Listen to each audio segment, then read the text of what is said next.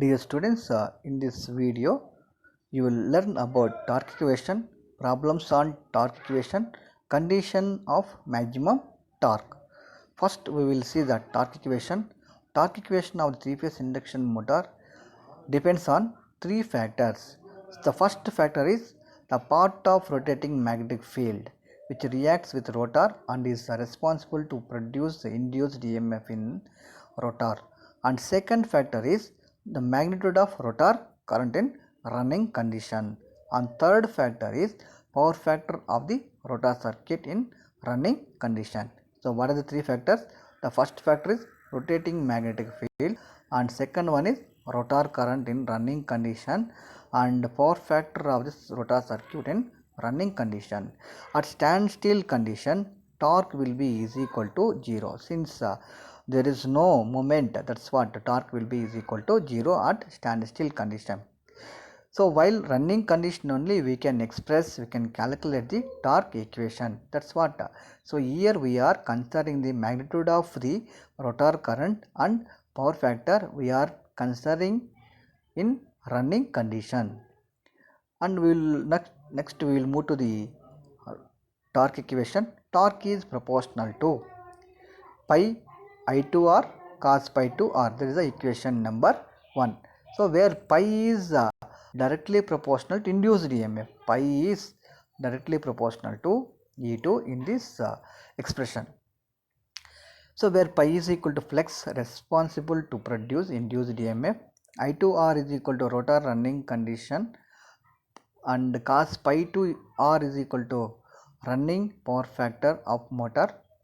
The flex pi produced by stator is directly proportional to stator voltage. Flex is proportional to stator voltage. So pi is proportional to E1. So equation 2.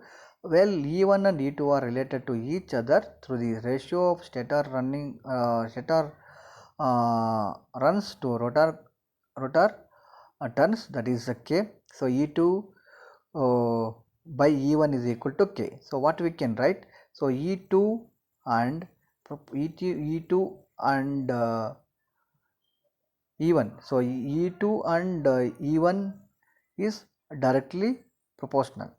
So here, so E2 and E1 directly proportional.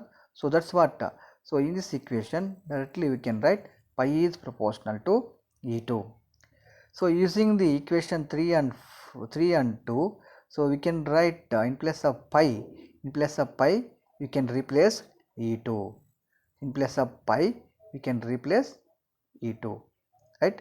So while I2R, in previously we have seen effect of rotor reactance, rotor resistance, effect of power factor.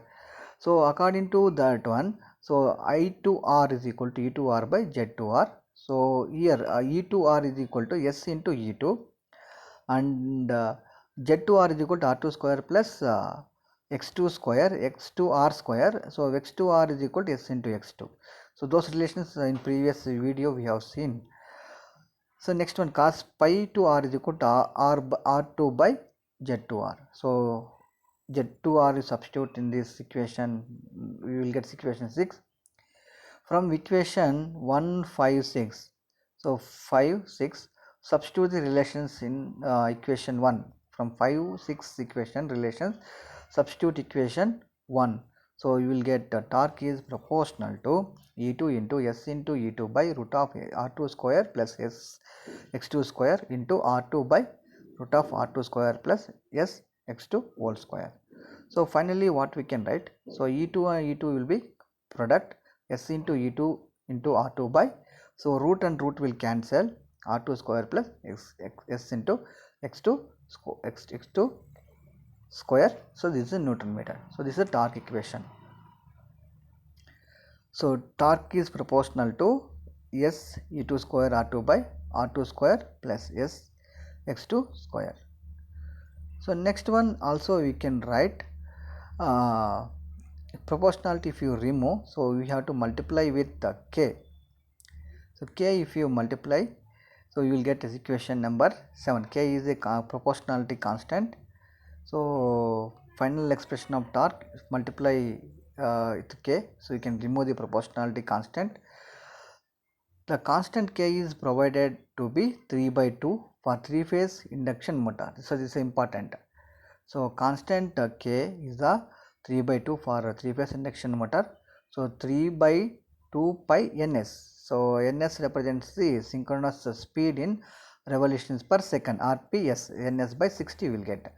From equation 8 and 7, so you can write torque developed by the induction, torque developed by load condition can be obtained if the slip at that load is known and all the standstill rotor parameters are known. So we can write torque is equal to T is equal, in place of K substitute 3/2 pi ns. So this relation we have to substitute. So from equation 7, the 3/2 pi ns into S E2 square R2 by R2 square plus S into X2 square Newton meter. Okay. So this is the final expression of a torque equation. So this is a very important equation you have to learn. So starting torque. So when the starting torque, so n is equal to 0, S is equal to 1. So in place of S, what we have to write? 1. So here in numerator we have S. So here S. In denominator also we have S. At starting condition, so rotor is 0, rotor speed is equal to 0, then so S slip is equal to 1, while n is equal to 0, slip is equal to 1. So substituting the S is equal to 1 in torque equation, starting torque TST is equal to 3/2 pi ns into E2 square R2 by R2 square plus X2 square. So this is the starting torque equation. Now we will move to the problem here. So a 3-phase 440 volts 50 Hz 4-pole induction motor has a star connector stator winding. The rotor resistances and reactances are 0.1 ohm and 1 ohm respectively. The full load speed is 1440 rpm. Calculate the torque developed on the motor loaded by the motor. Assume stator and rotor ratio as 2:1. So the given values are P is equal to 4, F is equal to 50, R2 is equal to 0.1 ohm, X2 is equal to 1 ohm, and N is equal to speed is equal to 1440 rpm. A stator turns per rotor turns. Ratio of stator turns to rotor turns is equal to 2/1. 2:1 they are given in this problem. So K, constant K, E2 by E1. So already we have seen in the torque equation. So here constant, what we can write, E2 by E1, that is equal to 1/2. So here we will get synchronous speed 1500. Okay. So line voltage is given 450 Hz. So phase voltage is equal to line voltage by √3. So 230.94 you will get. So E2 pH by E1 pH is equal to 0. K is equal to 0.5.